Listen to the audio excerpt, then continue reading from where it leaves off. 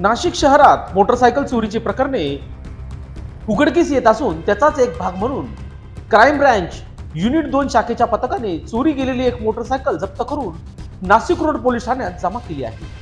इंदल चुन्नीलाल बहुत यांनी Nashik road police ठाण्यात मोटरसायकल चोरीची फिर्याद दिली होती. एका बँकेसमोर उभी असलेली मोटरसायकल चोरून नेली होती. या चोरीचा मार्ग काढण्यासाठी दिनांक 28/4/2024 रोजी गुन्हे शाखा युनिट 2 चे पोलीस हवालदार मनोहर शिंदे यांना गुप्त बातमीच्या आधारे गुन्हे शाखा युनिट 2 चे वरिष्ठ पोलीस निरीक्षक विद्यासागर श्रीमनवार यांना कळून याबाबत कारवाई करण्याबाबत सूचित केले होते.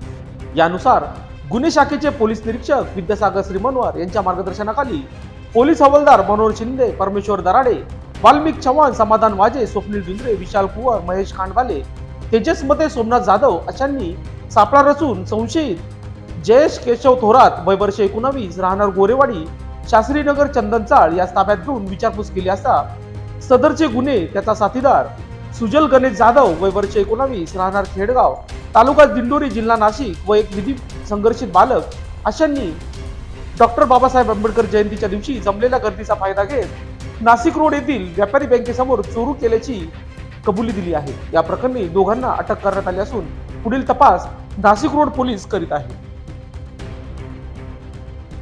लोकशास्त्र न्यूज साठी बंटी आढाव, नाशिक रोड.